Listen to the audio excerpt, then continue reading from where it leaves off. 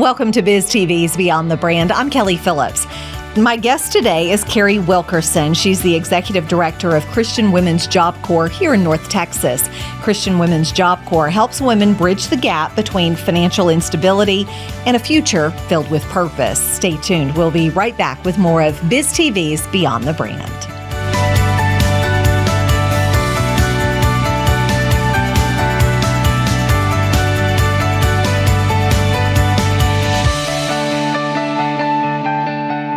Helping women bridge the gap between financial instability and a future filled with purpose, this organization provides the professional tools and spiritual foundation necessary for true life transformation. Through a unique model of tuition-free job training and dedicated mentorship, they are empowering the next generation of female leaders right here in our community. Joining us now to share how we can all get involved is the Executive Director of Christian Women's Job Corps, Carrie Wilkerson. And Carrie, thanks for joining us today. Before we get into what the organization does, I want to talk a little bit about you and your background. Where'd you grow up? What was life like? What was the path that led you to doing what you're doing now? Well, I was a military kid. Okay. My dad was a Coast Guard officer. So I grew up on the coasts. I never was in one spot for very long. But when he retired, we retired in Texas. So I will never understand why the Coast Guard guy landlocked us, but it is what it is. And then as he looked for his next career, he went into the ministry. Actually, he was a late in life learner. He got his college degree first in his family in his 40s and totally changed the direction of our lives. So I have a heart for late learners and for ongoing education. But my path is I was a military kid, I was a minister's kid, and I grew up in a lot of nonprofit. When I went to college, I didn't know what I was going to do. I thought I was probably going to sing or perform, but I was very clear when I prayed. I'm not marrying a preacher or a military man. You know, I was super clear. I was super clear about that. And because God has a sense of humor, I married another preacher's kid who now works in nonprofit also. So we're just two ministry kids doing different ministries, but with business as our marketplace. And I've been an author, a public speaker. I've worked with I started teaching high school, and then I moved to adult learners. And I've done that for business owners for over 20 years. So at the loss of my dad last year, I was reevaluating my next steps. And just over and over again, I thought, what would my dad do? You know what he would do? He would start an entirely new career. And so here I sit in a new career, in a new place of mentorship, taking all of my chaos into well-ordered steps, working with adult education. And a lot of underprivileged adults. Yeah, well, we work with women who are unemployed, underemployed, or reentering the workforce after a period of years. As you know, technology is changing at the speed of light. Never has it advanced as quickly as it is now. So even if you've been out of the workforce 3 years, things have changed. So we don't necessarily have an economic level that we work with or don't work with, but we do tend to be a great option for people who don't have other resources, or option for tuition, or option to drive far distances. So we work with people on all different levels, but underemployed, unemployed, or reentering the workforce. So what types of programs do you have? You talk about tuition free, but what's the schooling? Yeah, we tend to operate on a semester basis. So we have a spring semester and a fall semester. It's an 11-week program. And our core program encompasses computer skills training, which we're now also adding in AI. You can love it or hate it, but it's here. It's here and it's not going anywhere. And if you're not with it, you're behind it. And so the people that are actually going to be the ones working are the ones that know how to harness it for good and recognize it. We also teach a lot of soft skills. So interviewing skills, multi-generational culture in the workplace, resume building, how to get in the door, because job applications have changed a lot in the last 5 years. So we teach a lot of those things. We also have a Bible study component. We have a mentoring program. Every student is matched with a mentor. And I got to tell you, Kelli, that a lot of these students have never had a mentor. They don't know what a mentor is. Or haven't been in a place to be a mentor. Maybe schooling was rough with them, or their family life was uncertain, or they didn't grow up in a church family culture. We just take for granted how we had some mentors built in. So we provide mentors. We provide a structured curriculum. It's 11 weeks. We get them up to speed on the full Office suite of products, as well as AI, how to get in the door, how to interview, how to keep a job, how to, work in a multi-generational culture. And we provide this amazing community for them between our volunteers, our other students, and our graduates. We've got this amazing culture that we've built so that they're very connected in their community. So how did you find this organization? Well, Google is the short answer. I had just changed clothing sizes, as we do, and I was purging some of my professional wardrobe. I mentioned I was a keynote speaker and I had a lot of professional clothes, so I Googled where to donate professional clothes or something along those lines. And we do have a career closet, a boutique, where our students and graduates can shop for interview clothing and work clothing.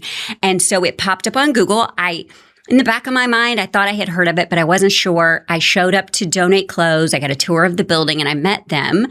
And then a few months later, my pastor's wife passed me in the hall at church and just dropped a little seed of, I heard that there's a position that's going to open. Would you be open to talking about it? It really was that fast. So I went from not being aware, because we are the best kept secret in Arlington, in my opinion. I went from not knowing much about it to donating clothes to having a tour to applying to lead. And that's kind of what happens with CWJC is once you get to know it and we get you in the door to see it, you fall in love with what's happening there and the humans that are making it happen and happening with it, and you stay. And that's exactly what you did. That's exactly what happened. And my dad is just laughing and laughing and laughing. Of course he is. You talked a little bit about mentorship. Yes. For those people who have never had a mentor, because there are lots out there. Yes. Explain what that is and why it's so important and what the individual gets from that. A mentor is someone, ideally, who has walked a path ahead of you. Maybe one step ahead of you, maybe two steps ahead of you. Maybe they've been in a hard place like you've been in a hard place. We talked about a grief journey a minute ago. Maybe I have been mentored this year by somebody who lost their dad several years ago. Or maybe I'm also in an active mentoring relationship with somebody who has led a nonprofit for years and years. I try to purposefully put myself at the feet of people who have done what I'm trying to do or achieve. Well, so what we do is we partner the students, the women in our program, with someone who's either been through the program before or someone who raises their hands and says, let me guide, let me walk alongside somebody. We call them journey partners. Let me journey with them so that they don't feel alone, so that they don't feel like they have dumb questions, so that they don't feel, like they're isolated. A lot of adult learners and a lot of people from hard circumstances sometimes are breaking cycles and breaking patterns. And their families and friends don't intend to be unsupportive. They don't intend that, but they also don't know how to intentionally be supportive or helpful. And so having someone who has walked the path before, who can see a little further ahead than you can, is very powerful for a mentoring relationship. It's about, I've been mentored by books that I've read. I've been mentored by podcasts that I've listened to or shows like this that I've watched. It's a matter of putting yourself in a learning mindset, a coachable mindset, but we assign mentors and teach them about a healthy partner relationship so that when they step beyond our doors, when they go into work, maybe they find a work mentor, maybe they intentionally seek out a spiritual mentor or whatever that looks like. But they're ready. But they're ready and they've seen those healthy patterns happen. Carrie, we need to take a quick break, Sure. But stick around because we want to talk more. We're talking with Carrie Wilkerson, Executive Director of Christian Women's Job Corps. We'll be right back with more BizTV right after this. Be sure to scan the QR code on your screen to sign up for BizTV's monthly newsletter, The Biz Beat, where you'll get articles, business news, and columns by BizTV's personalities, all sent directly to your inbox. And we're back with Carrie Wilkerson, Executive Director of Christian Women's Job Corps, and we were talking about mentorship. Do you seek out volunteers? Yes, absolutely. I'm seeking them out now. Go to the website, apply to be a volunteer. We are volunteer-led. We have a very, very small staff. Everybody else is volunteers. And we have some volunteers that have been with us for 20 years. They fall so in love with the work that we do. You were saying it's the best kept secret. We need the secret to get out. Yes, exactly. We have volunteers that teach classes.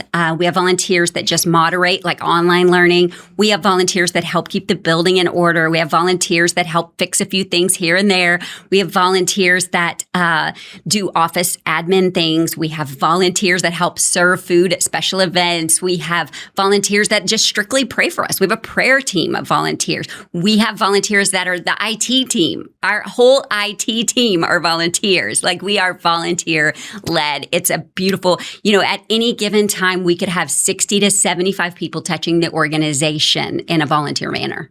How many women do you accept in that 11-week period that you are training? That's a great question. And that is in flux, even as we speak. And let me tell you why, because we are very excited. Typically, we have 14 laboratory seats. So typically in the past, we've had 14 day students and 14 night students. However, because of the way our building is set up, we have the ability that we could do some rotating classes if we wanted to, and maybe double.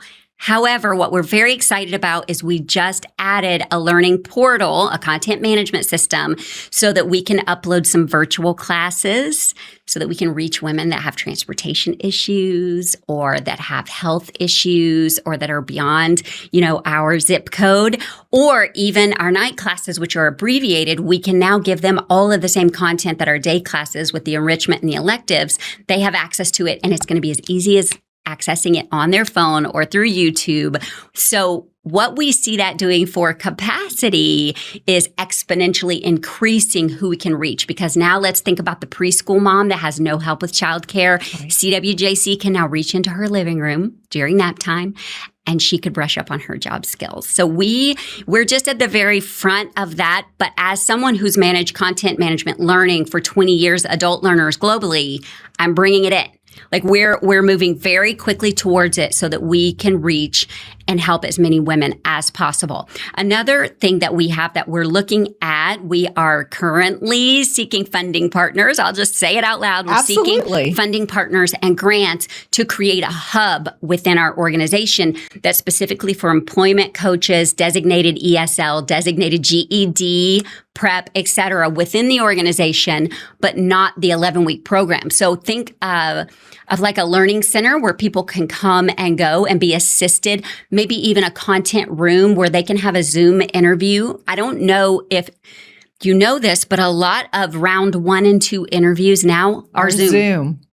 And so if our students or grads don't have that technology at home or a quiet space at home, they can come into the hub, they can step into the content room, have their interview, record a video, do a live Zoom, and have help doing it. So we really, I almost hate to say it out loud, except my dad raised me to be bold. And I'm going to say, I feel like we're going to 10x very quickly the number of women that we are able to serve with our virtual learning software, as well as our hub learning center. That's huge. It's very exciting. More and more women are getting into the workforce. What's the job market look like for them? Well, it looks scary because they haven't been in it for a while. It looks like nobody's hiring because they're not hearing back, because everything is AI screened, everything is online fielded. You're going through all of these gatekeepers or faux gatekeepers with all of the junk websites. So are people hiring? Yes. Are they hiring people that have been out of the workforce a long time? Slowly. So it looks scary for them, but it does look achievable for them. One of the key components of what we do is teach them where to look and how to follow up. And as a mom of young adults, I'll tell you, I'm like a broken record. You can't just apply online. You have to also show up. You have to also call. You have to be the squeaky wheel. That still applies maybe more than ever because of all of the AI and the screening and the keywords and all the things that people that have been out of the technology game for a while, they just don't know how to navigate it. So the job market, though, I do believe people are being hired still.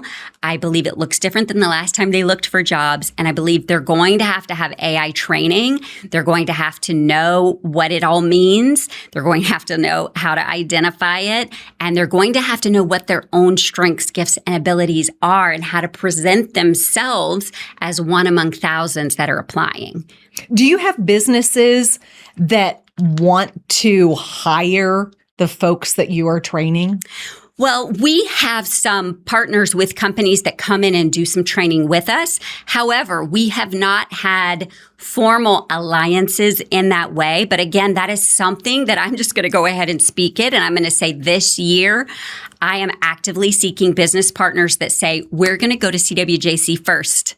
When we're looking, we're going to partner with them first. You're training these people. I mean, they're ready. Tell me how you want them trained. Tell me what you want them for. I know that one of our local food places, Sugar Bee Sweets and The Hive, I know that they are very forward about working with Green Oaks Prep School on their vocational training. Mm-hmm. I know that the Taste Project has their culinary training and they're very forward on their partnering. We are going to be actively seeking placement agents and business partners that I say, okay, business owner, let's form an alliance and let's train these people for you and you come to me first and let's have that symbiotic relationship. I think it has amazing potential. I'm so glad you asked that. Absolutely. It has amazing potential. Can you give us a few success stories that you've seen with some of the women?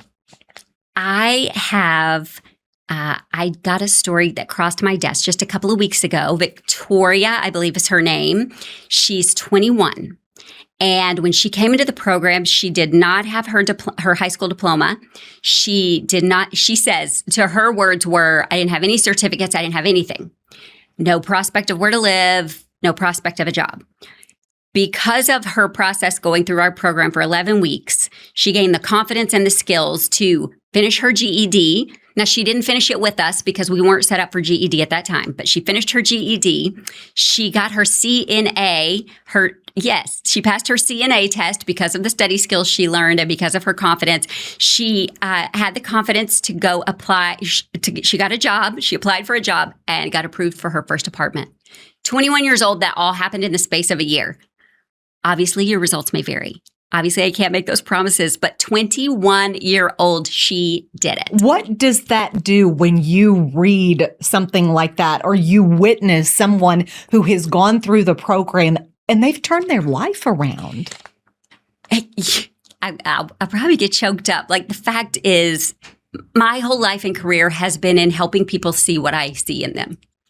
If you could only just see what I see in you, like, you would never doubt yourself again. I really believe people just need a spark to see. And to say it's fulfilling is a very selfish thing to say, but to say, okay, if all of the hard work and the fundraising and the hours helps that person, that human change her life, she did that. She did that.